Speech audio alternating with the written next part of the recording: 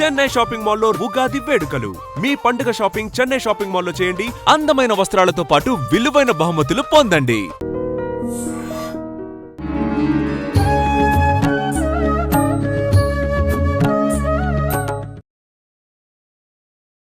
నమస్కారం, welcome to I dream. ధర్మ మార్గం విత్ విజిత కార్యక్రమానికి స్వాగతం. ప్రస్తుతం మనతో పాటు ఉన్నారు అగస్త్య స్పిరిచువల్ ఆర్గనైజేషన్ వ్యవస్థాపకులు క్రియాయోగి ఆదూరి ఉదయ్ భాస్కర్ గారు. ఇప్పుడు వారితో మాట్లాడతాం. నమస్కారం అండి. నమస్కారం అండి. మనకి ఈ రాబోతున్న మార్చి 3వ తారీఖున చంద్రగ్రహణం ఏర్పడుతోందని చెప్పి అంటున్నారు. మరి ఏ ఏ ప్రాంతాలలో ఈ గ్రహణ ప్రభావం ఉంటుంది, ఎటువంటి నియమాలు పాటించాలి, ముఖ్యంగా గర్భిణీ స్త్రీలు ఎక్కువగా నియమాలు పాటించాలి, మిగతా వాళ్ళు పాటించినా పాటించకపోయినా అంటూ ఉంటారు. ఒకసారి వాటి గురించి.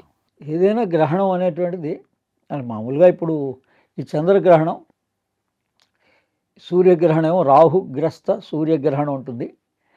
చంద్రగ్రహణం కేతుగ్రస్త చంద్రగ్రహణం ఉంటుంది. అది మనకు ఉన్న ఇదైతే మనకుంది. మన ప్రాంతం కూడా చంద్రగ్రహణం భారతదేశంలో కూడా ఉంది.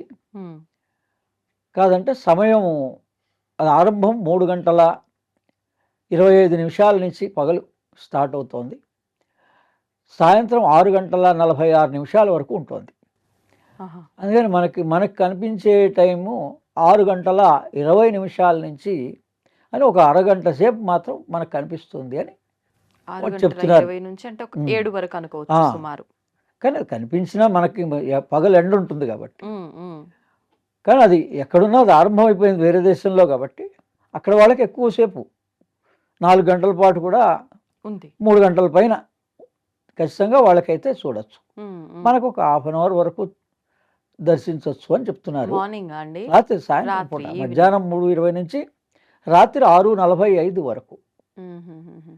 కానీ ఏ గ్రహణం అయినా గ్రహణము ఇది చంద్రగ్రహణం. ఈ 2 గ్రహణాల మధ్య గనక మనం సాధన చేసినట్లయితే మనకు అద్భుతమైన ఫలితాలు వస్తాయి ఆధ్యాత్మికంగా సాధకులకి. అంటే ఫిబ్రవరి 17వ తారీఖు సూర్యగ్రహణంగా వచ్చింది కాబట్టి కొన్ని రోజులు మనకి తెలిసినప్పటి నుంచి ఉపయోగించుకోవచ్చు. మనకి ఏ రోజు తెలిస్తే ఆ రోజు నుంచి ఆ 15 రోజుల్లో అన్ని రోజుల్ని ఉపయోగించుకోవచ్చు. మంత్రపూర్వకంగా మనం సాధన చేస్తాం. ఆ గ్రహణ సమయంలో పట్టు విడుపు అని కూడా వీలుంటే గనక ముందు వెనక మరోసారి స్నానం చేసి ఆరంభం చేసుకొని మళ్ళీ గ్రహణం అయిపోయిన తర్వాత మళ్ళీ ఎలాగో స్నానం చేస్తాం. దాన్ని ఏమంటారు? పట్టు విడుపు స్నానం అంటారు. అంటే ఇది ఒక 6 నెలలు సంవత్సరం సాధన చేస్తే ఏం ఫలితం వస్తుందో అది మనకి ఈ గ్రహణ సమయంలో 3 గంటల పాటు చేస్తే వస్తుంది. అది ఏ గ్రహణమైనా అంతే, మనకు ఉన్నా లేకపోయినా, సూర్యగ్రహణమైనా చంద్రగ్రహణం. ఇది చంద్రగ్రహణం మనకు ఉంది, మనం దాన్ని ఉపయోగించుకోవచ్చు. ఆయా నియమాలన్నీ ఏవైతే ఉన్నాయో మరి ఎప్పుడు కూడా మనం ఆ గ్రహణ సమయంలో జీర్ణకోశం పనిచేయదండి. సైంటిఫికల్గా కూడా జీర్ణకోశం మనకి పనిచేయదు. అందుకోసం అని వాళ్ళు ఘన పదార్థాన్ని స్వీకరించవద్దు కొన్ని గంటల ముందు నుంచే అని కూడా చెప్పారు. మనం ప్రతిదీ సైంటిఫికల్గా కూడా మనం ఆలోచించుకోవచ్చు, తెలుసుకోవచ్చు. ఇది లివర్కి సంబంధం ఉంటుంది. చంద్ర అంటే చంద్రమా మనసో జాతక, మనస్సుకి సంబంధించింది చంద్రుడు మన దేహంలో. మన దేహంలో సైంటిఫికల్గా లివర్కి సంబంధించింది చంద్రుడు. లివర్ డీటాక్సిఫికేషన్ చేసుకోవచ్చు గ్రహణ సమయంలో. చంద్రగ్రహణ సమయానికి ఇది, సూర్యగ్రహణానికి వేరే ప్యాంక్రియాసిస్ మన లోపలనే భాగం. అందుకని ఇది చంద్రగ్రహణం లివర్ డీటాక్సిఫికేషన్ అన్నిటికన్నా చాలా ప్రధానమైన అంశం. అందులో ఉపవాసం కూడా, అందుకని సైంటిస్టులు కూడా పరిశోధన చేసి ఇంటర్మీడియట్ బ్రేక్ఫాస్ట్ మరి ఆయనకు నోబెల్ ప్రైజ్ ఇచ్చారు జపాన్ శాస్త్రవేత్త 2016లో. కాబట్టి మనం ఆ విషయాల్ని డీటెయిల్డ్గా సైంటిఫిక్ ఇన్ఫర్మేషన్ కూడా తీసుకోవచ్చు. సాధ్యమైనంత వరకు మనం లిక్విడ్ డైట్స్తో గనక మధ్యాహ్నం నుంచి 11 o'clockకే గనక భోజనం త్వరగా ముగించేసుకుంటే, ఆ రోజు 3 నుంచి ఉంది కాబట్టి మరీ తినకూడదని ఏం లేదండి. ఏదో లైట్గా మనకు కావాల్సిన పదార్థాన్ని స్వీకరించవచ్చు. 11 గంటలకి 10-11కే స్వీకరించవచ్చు. ఇంకా తర్వాత నుంచి ఈవినింగ్ టైంలో ఓన్లీ లిక్విడ్ వరకే పరిమితమైతే లివర్ డీటాక్సిఫికేషన్ అవుతుంది. దానివల్ల అనేక రోగాలన్నీ మన బాడీలో ఉన్నవి మనమే క్యూర్ చేసుకోవచ్చు.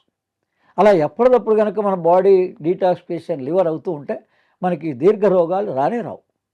మరి ఏ రకంగా డీటాక్స్ చేసుకోవచ్చు? దానికి ఫాస్టింగే, దానికి ఇంకేం లేదు. ఫాస్టింగ్. మళ్ళీ మీరు అంటే యాక్చువల్గా పారాయణం కూడా అన్నారు కదా? 16 అవర్స్ ఫాస్టింగ్ చేస్తే ఉమ్, సైంటిఫికల్గా లివర్ డీటాక్సిఫికేషన్ అంటారు. ఉమ్, అది యాక్చువల్ 21 డేస్ సంవత్సరంలో దాని అవసరం. ఆ, అందుకని మనకు ఉపవాసాలుగా ఆధ్యాత్మికంగా ఆయా గ్రహణ సమయాల్లో కానీ పర్వదినాల్లో కానీ ఇలా పూజ చేసే వరకు కూడా ఇలా ఉపవాసం ఉండాలని చెప్పిన కారణం ఏంటంటే ఉమ్, ఈ లివర్ డీటాక్సిఫికేషనే. ఇది ఒక 360 రోజులు కంటిన్యూగా మరి అది పనిచేయాలంటే అది మిషన్ లాంటివి, మన లోపల ఉన్నవన్నీ కూడా యంత్రాలు. ఆ, అందుకని అది 21 రోజులు మనం ఫాస్టింగ్ అనేది ప్రతి మనిషికి తప్పనిసరి. అది వాడు ఎప్పుడైనా చేసుకోవచ్చు, బ్రేక్గా 7 రోజులు చేసుకోవచ్చు, 10 రోజులు చేసుకోవచ్చు, 3 రోజులు చేసుకోవచ్చు, ఎప్పుడైనా కానీ మన దేహాన్ని మనమే కాపాడుకోవాలని మనకు ఉండాలి ఆ స్పృహ. ఆ? అవునండి. ప్రతి పౌర్ణమి గురు పూర్ణిమతో సమానం. అంటే మనస్సుకి సంబంధించి కాబట్టి పరిపూర్ణమైన కళలన్నీ ఉంటాయి. ఆ, చంద్రుని యొక్క కళలు ఎప్పుడైనా ఆహ్లాదకరంగానే ఉంటుంది.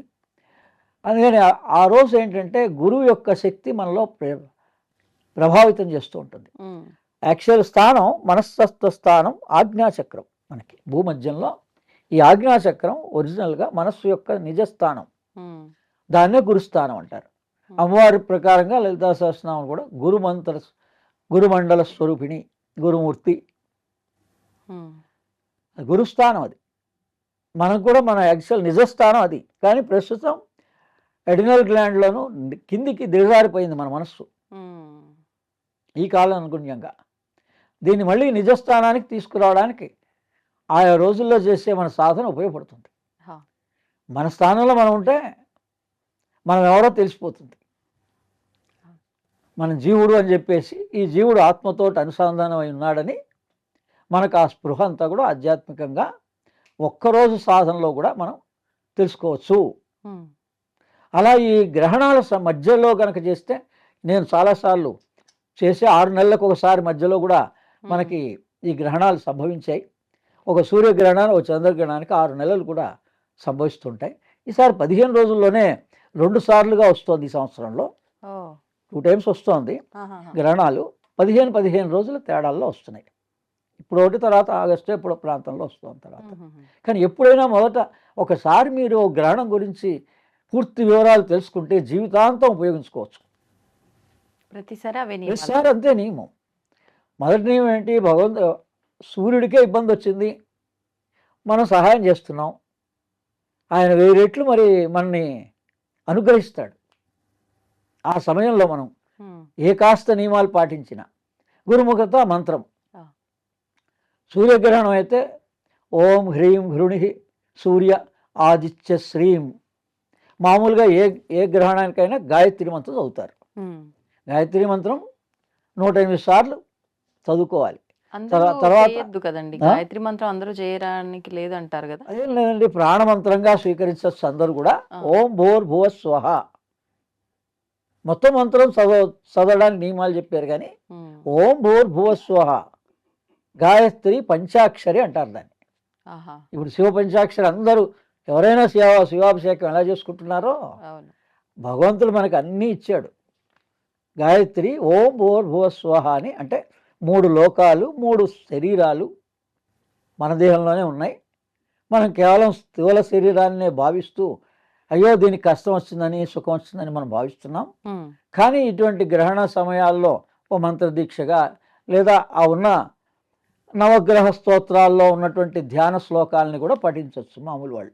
ఆ, ఒకవేళ మంత్రం అది కాదన్న వాళ్ళు ప్రతి నవగ్రహ ధ్యాన శ్లోకాలు ఉంటాయి. చంద్ర శ్లోకం ఉంటుంది. ఉమ్, దశశంక తుషారాభం క్షీరోదార్ణవ సంభూతం తం నమామి శశినం సోమం శంభోర్మకుట భూషణం. ఉమ్, ఇది శ్లోకం. ఇన్నిసార్లు చదివితే ఈ చంద్ర దోషం పోతుందని ఆ ప్రతి పంచాంగంలో మనకు ఇంట్లో ఉంది. ఆ, ఇన్ని వేలని రాసి ఉంటుంది. అది కనుక అందుకని మన గ్రహాల గురించిన భయాలేమి, సందేహాలన్నీ పెట్టుకోకూడదు. ఈ గ్రహదోషం ఉంది అది అని, ఏ గ్రహదోషం ఉన్నా ఆ గ్రహానికి సంబంధించిన ధ్యాన శ్లోకం ఉంటుంది. ఆ గ్రహానికి సంబంధించిన మంత్రం ఉంది. నేను నా స్తోత్ర విజ్ఞానం అనే పుస్తకంలో నేను ఆ వివరాలన్నీ కూడా రాశా. ఆ, అందుకని దీన్ని ఈ స్తోత్ర విజ్ఞానం అగస్త్య స్పిరిచువల్ ఆర్గనైజేషన్ ద్వారా వెబ్సైట్ ద్వారా స్వీకరించవచ్చు. మీకు ఎటువంటి సందేహాలు లేకుండా ఆయా మంత్రాలను ఉపయోగించుకోవచ్చు. అలాగే ఈసారి వచ్చేటువంటి చంద్రగ్రహణంలో రెడ్ మూన్ అని ఎరుపు రంగుతో వస్తోందిట, రాబోతోందిట. అంటే ఎరుపుగా దర్శనమిస్తుంది మనకి. ఓకే. అందుకని దాన్ని బ్లడ్ మూన్ అని కూడా అన్నారు. ఆ, రక్తపు రంగుతోటి ఎరుపు రంగుతోటి ప్రకాశించబడుతుంది. ఉమ్, అది మామూలుగా సూర్యుడు ప్రకాశిస్తుంటుంది, అవును. కానీ మనకి చంద్రుడు కూడా ఆ రకంగా ఆ రోజున దర్శనమివ్వబోతున్నాడు. ఓకే. అందుకని ఆ విశేషతకి వాళ్ళందరూ దానివల్ల కూడా వేరే ఏమైనా దేశాల ప్రభావాలు వాళ్ళంతా అది చూడడానికి పరిశోధన చేయడానికి ఉపయోగించుకుంటారు. ఆహా. ఏ గ్రహణాన్నైనా మనకు ఉపయోగకరంగానే. ఉమ్, మన దేహంలో లివర్కి ఉపయోగం అని చెప్పాం కదా, మరి లివర్ గురించిన అవగాహన వస్తుందిగా. అవును. సైంటిఫికల్గా మనం ఏం సాధన చేసినా మన లివర్ని మనం ఇలా డీటాక్సిఫై చేసుకోవచ్చు. అలా లివర్లో ఎన్ని ఎంజైమ్స్ ఉత్పత్తి చేస్తుంది, మనం ఏ పదార్థం తీసుకున్నా దానికి రసాయనాలను ప్రొడ్యూస్ చేస్తుంది అది, ఉమ్, ఆ లివర్. అదే. ఆ ప్రొడ్యూస్ అయితేనే మనకి జీర్ణం అవుతాయి ఉమ్, మనం తిన్న పదార్థం. అందుకని అది సరిగ్గా ఫంక్షన్ కరెక్ట్గా లేదు కాబట్టి అజీర్ణం వలన రోగాలన్నీ వస్తున్నాయి. ఉహు, అసలు రోగం ఎందుకు వస్తుంది అనేది మన బాడీలో మనం కనుక ఇలా ఉపవాసం ఉంటే మన బాడీలో జరిగే పరిణామాలు ఏంటనే మనం గ్రహించవచ్చు. చదువుతున్నాం సబ్జెక్ట్గా, మరి ప్రతి వాళ్ళకి చిన్నపిల్లలకు కూడా ఈ సబ్జెక్ట్లో మనకు అందరికీ అందించారు కదా. మనం కూడా ఈ బాడీ పారామీటర్స్ గురించిన అవగాహన అందరికీ ఉంది కదా, ఉమ్, ఉమ్, కానీ అది అక్కడితో ఆపేశాం, దాని గురించి తెలుసుకోలే. ఆరోగ్యం భాస్కరాదిచ్చేత్. ఆ, అందుకని అసలు మన ఆరోగ్యమే మహాభాగ్యం. తర్వాత ఇంకోటి అండి, ఇది చంద్రుడి ద్వారా వస్తుంది కాబట్టి ఈ మహాలక్ష్మి మంత్రాన్ని కనుక మనం పఠించినట్లయితే ఓం శ్రీం హ్రీం శ్రీం కమలే కమలాలయే ప్రసీద ప్రసీద శ్రీం హ్రీం శ్రీం ఓం మహాలక్ష్మై నమః. ఓం శ్రీం హ్రీం శ్రీం కమలే కమలాలయే ప్రసీద ప్రసీద శ్రీం హ్రీం శ్రీం ఓం మహాలక్ష్మై నమః. ఓం శ్రీం హ్రీం శ్రీం కమలే కమలాలయే ప్రసీద ప్రసీద శ్రీం హ్రీం శ్రీం ఓం మహాలక్ష్మై నమః. ఇది మహాలక్ష్మి మంత్రం. మనం ప్రతి అమావాస్య పౌర్ణమికి కూడా దీన్ని ఆచరించుకోవచ్చు. గ్రహణ సమయంలో దీన్ని గనక పాటించినట్లయితే ఒక నది దగ్గర కానీ, సరస్సు దగ్గర కానీ, సముద్రం దగ్గర కానీ ఈ గ్రహణ సమయాలని ఉపయోగించుకుంటారు. ఉమ్, జలం దగ్గర ఆ జలంలో మన గురుని స్మరించి, గురు పరంపరని స్మరించి, ఎవరి ద్వారానైనా, ఇప్పుడు నా ద్వారా టీవీ మాధ్యముగా అనేక సార్లు అనేక సందర్భాల్లో ఇప్పటికి 2 సంవత్సరాల నుంచి ఈ మంత్రాన్ని, మహాలక్ష్మి మంత్రాన్ని ఇస్తున్నా. అవును. అందుకని ఇది పరమ గురువుల యొక్క ఆశయం. లక్షల్లో కోట్లల్లో మన అవసరాలన్నీ తీర్చడం కోసం మహాలక్ష్మిని మనం ప్రార్థించవచ్చు. సాధనా పరులైతే కమలే కమలాలయే అంటే అర్థం ఏంటి? కమలం అంటే మన చక్రాలు. ఈ 6 చక్రాలు వికసింపబడతాయి. మనకి తెలిసినా తెలియకపోయినా ఈ గ్రహణ సమయంలో గనక మంత్రపూర్వకంగా చేస్తే మనకి అంతటి విశిష్టమైనటువంటి ప్రభావం ఉంటుంది. ఉమ్, మన కుండలిని జాగృతం అవుతుంది. ఈ గ్రహణ సమయంలో కుండలిని జాగృతం అవుతుంది. ఉమ్, అందుకని మనస్తత్వ స్థానం ఇక్కడ దాకా ఆ ప్రాణశక్తి, ఇప్పుడు మనస్సు ఇక్కడ దాకా వస్తుందంటే ప్రాణశక్తి అక్కడ దాకా వస్తుంది అని. ఆ, ఈ గ్రహణాల్లో ఆ లోపల బాడీ పారామీటర్స్ ఆ రకంగా పైకి, ఈ కణాలన్నీ పైకి ఊర్ధ్వముఖంగా ప్రయాణం చేస్తాయి. ఉమ్, ఇది అలా సైంటిఫిక్ మనం ఎంత తెలుసుకోవడానికి ప్రయత్నం చేస్తే అంతగా మనం ఇంట్రెస్ట్ కొద్దీ మన బ్రెయిన్, ఎప్పుడు హ్యూమన్ బ్రెయిన్ దానికి ఏజ్ లేదండి. ఇప్పుడు మామూలు మనం వయసు వస్తే, ఇప్పుడు నాకు 67 సంవత్సరాలు వయసు అంటున్నాం, కానీ బ్రెయిన్కి మాత్రం అదేం లేదు, ఆ వయసు తక్కువ ఎక్కువ ఏం లేదు. మనం ఎప్పుడైతే కొత్త విషయాల్ని నేర్చుకోవడానికి ప్రయత్నం చేస్తూ ఉంటామో 100 ఇయర్స్ 120 ఇయర్స్ కూడా మన బ్రెయిన్ వర్కౌట్ అవుతూనే ఉంటుంది. ఉమ్, అందుకని అటువంటిది ఈ మనస్సు ప్రభావం పడుతుంది కాబట్టి పైన మనస్సు, బుద్ధి, అహంకారం. మనస్సే 4 భాగాలుగా ఉంటుంది. మనో, బుద్ధి, చిత్త, అహంకారం అని. ఈ 4 విభాగాలు ఏంటి, ఎలా పనిచేస్తున్నాయి, మన ఆలోచనల్ని మన అవసరమైన దాన్ని కేంద్రీకరించగలుగుతామా, మన ధ్యానం అంటే ధ్యానం కేంద్రీకరించగలుగుతామా అనేవన్నీ విషయాలు కూడా ఆ రకంగా మనం సైంటిస్టులు గ్రహణాన్ని ఎలా ఉపయోగించుకుంటున్నారో మనం కూడా మన సాధన కోసం మన బాడీని ప్యూరిఫై చేసుకోవడం కోసం మన వరకు ఉపయోగించుకోవాలి. అందుకని భగవంతుడు ఇచ్చిన నేచర్ ఇచ్చిన అవకాశం అది. దీన్ని భయపడకూడదు. ఎవరికి తోచిన నియమాలు వాళ్ళు ఎలా పాటిస్తుంటారు, వాటి గురించి పెద్దగా మనం ఏమీ ఆలోచించవలసిన అవసరం లేదు. అందుకని ఎప్పుడైనా ఏ గ్రహణం వస్తోందో ఇది కేతుగ్రస్త గ్రహణం కాబట్టి ఆ కేతు జపం కూడా చేసుకోవచ్చు. సూర్యుడిదైతే రాహు చేసుకోవచ్చు. దశశంక తుషారాభం అదేమో చంద్రుడిది. ఇలానే రాహుదైతే అర్ధకాయం మహావీరం చంద్రాదిత్య విమర్దనం సింహికా గర్భ సంభూతం తం రాహు ప్రణమాహ్యం అని రాహు యొక్క శ్లోకం కూడా నవగ్రహాల్లో ఉంటుంది. అలాగే ఈ కేతు గ్రహం అయితే ఫలాస పుష్ప సంకాశం తారకాగ్రహమస్తకం రౌద్రం రౌద్రాత్మకం తం కేతుం ప్రణమామ్యహం అని ఏ గ్రహణం వస్తే చంద్రగ్రహణం వస్తే చంద్రుని యొక్క మంత్రం కానీ చంద్రుని యొక్క శ్లోకం కానీ అమ్మవారు మహాలక్ష్మి మంత్రం కానీ చేసుకోవచ్చు. అలాగే కేతు పడుతోంది కాబట్టి ఏ గ్రహం పడుతోందో ఆ గ్రహాన్ని మనం కాస్త శాంతింపజేయి ఉపశమనం కలిగించు అని ప్రార్థించవచ్చు. మనం 108 సార్లు చేసుకోవచ్చు కేతు శ్లోకాన్ని. అలాగే రాహు అయితే రాహు శ్లోకాన్ని, సూర్యుడైతే సూర్యుడిది సూర్య మంత్రం ఇచ్చాం, ఓం హ్రీం హృణి సూర్య ఆదిత్య శ్రీమని. ఈ విధంగా ఈ 2 గ్రహణాలని ఎప్పుడు ఏ గ్రహణాలు వచ్చినా కూడా మీరు సైంటిఫికల్గా ఉపయోగించుకోండి. మీరు సమయాన్ని కేటాయించుకోండి. కనీసం ఆ రోజు ఒకవేళ లీవ్ తీసుకోండి. లేదా ఆ సమయంలో కాబట్టి ఒక పూటన్నా మనం సమయాన్ని కేటాయిస్తే మనకు 6 నెలల్లో మన ఆరోగ్య పరిస్థితి బాగుంటుంది.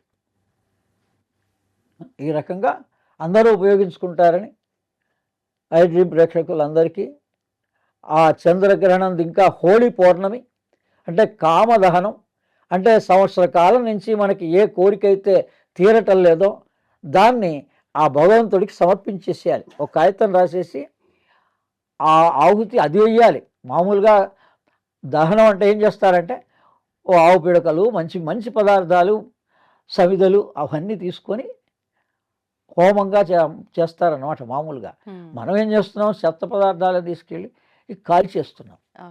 అది కాదు. అది కామ దహనం. ప్రతిదీ కూడా భగవంతుడి ప్రకారంగా మనం భావించి ఒక సంస్కారంగా భావించి మనం చేస్తే మనం ఈ గత సంవత్సరం అంతా తర్వాత నెక్స్ట్ కొత్త సంవత్సరం వస్తుంది, ఉగాది వస్తుంది కాబట్టి అంటే అర్థం ఏంటి, మీకు సంవత్సరం నుంచి ఏ కోరిక బాధిస్తోందో, మీ మనసులో ఏది భయం సందేహం అలా మిమ్మల్ని ఇబ్బంది పెడుతోందో దాన్ని ఒక కాగితం మీద రాసేసి ఆ ఆహుతిలో వేసేయాలి, భగవంతుడు సమర్పించేసేయాలి. తర్వాత ఆయన నిర్ణయం ఎలా ఉంటే అలా భగవద్ నిర్ణయం జరుగుతుంది. అప్పుడు మన మనస్సు మన ఇంట అంతగా బాధించదు. దానికోసమని ఆ కామదహనం అనే పేరు పెట్టారు. అది వేరే ఇంకో భయంగా కాదు, ఇంకో రకంగా కాదు. ఓకే, ధన్యవాదాలండి.